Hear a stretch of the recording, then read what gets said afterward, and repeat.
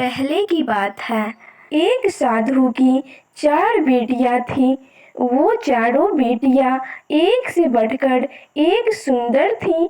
एक दिन चारों नदी में नहाने गई थीं।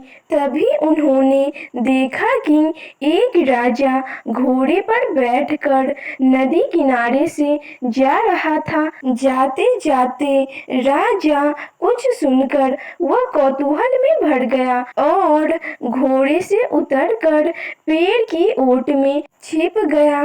तभी साधु की बड़ी बेटी बोली, राजा के रसोइये से शादी करती तो अच्छी अच्छी चीजें खाती।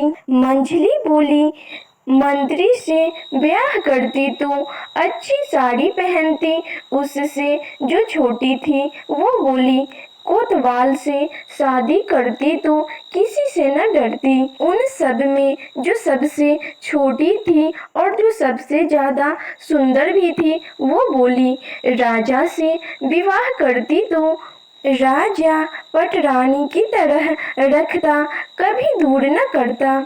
राजा ने सब सुन लिया और महल में लौटकर साधु को बुलाया और सब बताया। जिसकी जो इच्छा थी उसे पूरा किया और सबका विवाह करा दिया। खुद छोटी से विवाह करके उसे अपनी पटरानी बना लिया और बाकी सभी बहनें विवाह करके वहाँ की दासी बन गई। सबकी मन की इच्छा पूरी तो हो गई, पर तीनों बहनों का मन फीका पड़ गया। छोटी बनी सबसे बड़ी पटरानी और हम उनकी नौकरानी। जाने हमारे बुद्धि को क्या हो गया था, अब तीनों बहनें उससे जलने लगी। इधर विधाता ने ऐसा किया कि बड़ी बहनों को अभी तक कोई बच्चा नहीं हुआ और छोटी को बच्चा होने की आस हुई। जो कुछ गुस्सा कम था वह और बढ़ गया। तीनों ने मिलकर कहा, हम बड़ी होकर बांझ और खाली बैठी हैं, ये इतनी छोटी होकर भी माँ बनेगी, हम ऐसा हरगिज होने नहीं देंगे। अब तो तीनों रोज आती बहन को मीठी मीठी बातें कहकर फुसलाती। कोई केस संवारती तो कोई जूड़ा गूंथ देती और कोई पान बना देती, कोई पाँव सहला देती। यूं सब मिलकर उसकी खूब सेवा करती। छोटी बहन छल कपट नहीं जानती थी, वो बड़ी बहनों के भाव स्नेह में बह जाती, उन्हें छोड़ती नहीं। कहते हैं दुश्मन कहाँ माँ के पेट से।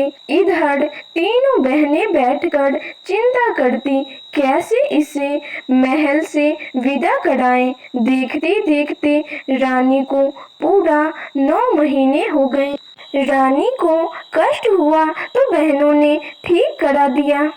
पहले जाकर जच्चा घर पहुंची, वहां से दाई को विदा किया। बहन ने कहा, हम सब देख लेंगी, हमसे अधिक कौन जानता है। ऐसा कहकर बहनों ने किवाड़ बंद कर दिया और रानी की आंखों पर पट्टी बांध दी। रानी बोली, बहन पट्टी क्यों बांध रही हो।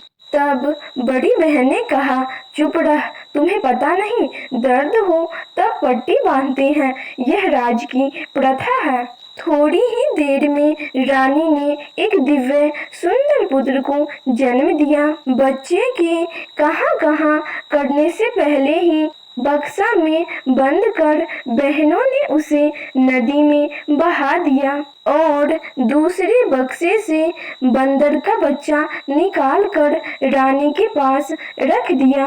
दासियों ने देखा तो दंग रह गई। अरे देखो जरा, रानी ने बंदर के बच्चे को जन्म दिया है। सब यह सुनकर अवाक रह गए। आदमी कभी बंदर को जन्म दे सकता है भला। पूरे राज दरबार में खुसुर फुसुर होने लगी। तभी दासियों ने कहा, महाराज, रानी ने बंदर के बच्चे को जन्म दिया है। यह जानकर शर्म से राजा का सिर झुक गया और राजा चुप रह गए। ऐसे ही कुछ समय बीत गया। फिर रानी को दोबारा आस हुई। बहनों ने आकर दर्द संभाला, दासियों को फिर से विदा कर दिया। इस बार फिर रानी को एक दिव्य सुंदर पुत्र हुआ। एक बहन ने उसे बक्सा में रखकर नदी में बहा दिया। इस बार बिल्ली के बच्चे को लाकर रख दिया। राजा ने सुना तो बहुत चिंतित हो गए। फिर तीसरी बार आस हुई। अब की बार रानी ने एक सुंदर बेटी को जन्म दिया। कूटनीति करके बहनों ने उसे भी बहा दिया। अब की बार कुत्ते के पिल्ले को सुला दिया। चारों ओर बात फैल गई। अब आदमी के भी जीव जंतु पैदा होने लगे। राजा के कान में बात गई तो राजा सोचने लगा, ये असुरनी है, इसे पटरानी बनाकर इतने ठाट बाट से रखा है। अगर ये असुरनी न होती तो कुत्ते, बंदर और बिल्ली पैदा करती। राजा गुस्से में आकर आज्ञा दिया कि रानी को कारागार में बंद कर दिया जाए। अब सैनिकों ने रानी को कारागार में बंद कर दिया। उसकी आंखों से आंसू सूखते नहीं, वह दिन रात रोती ही रहती।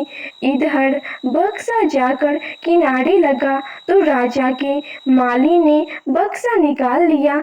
उसके एक भी बच्चे नहीं थे। जब उसने बक्सा खोला तो बच्चा देखकर वह दंग रह गया।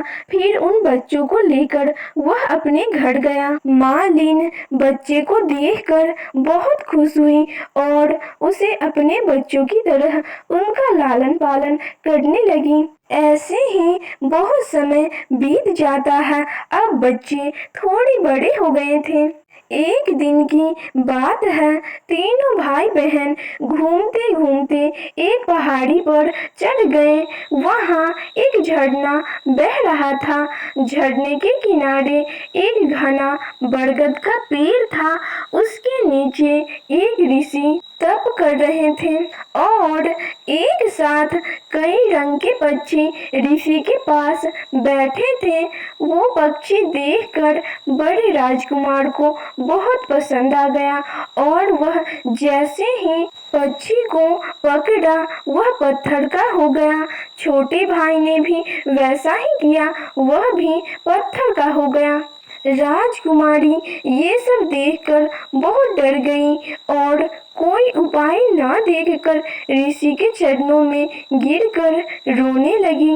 विकल देखकर ऋषि ने कहा, जा झरने से अंजलि भर पानी लाकर उन पर डाल दे, बच जाएंगे।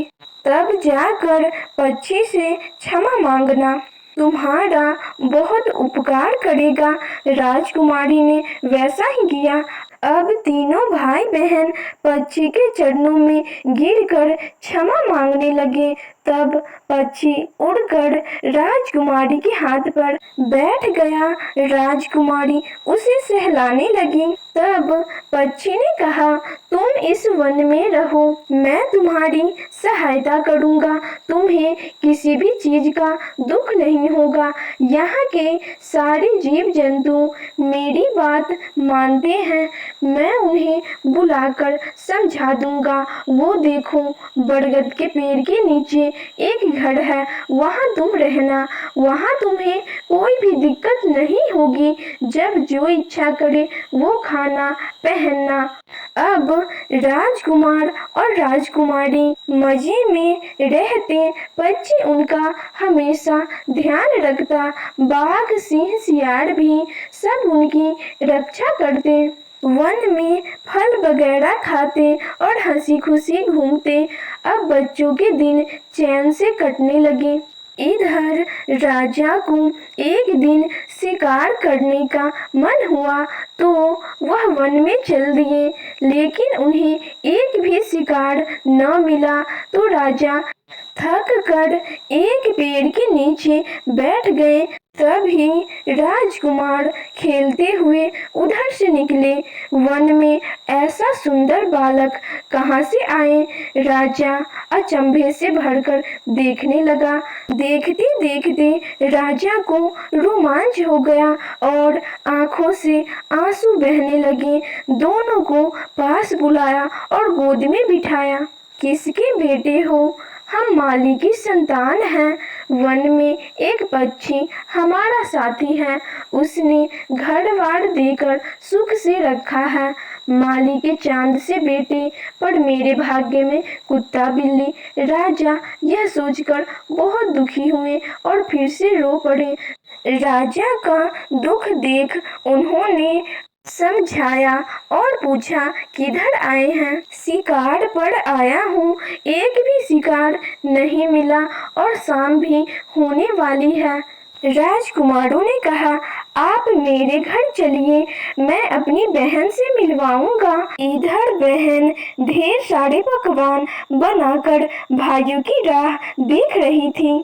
आज इतनी देर कहाँ की? तो भाइयों ने राजा को दिखाकर सब बताया। बहन पानी लाकर रखी, पाँव धोए और खाने की जगह पर बुलाया।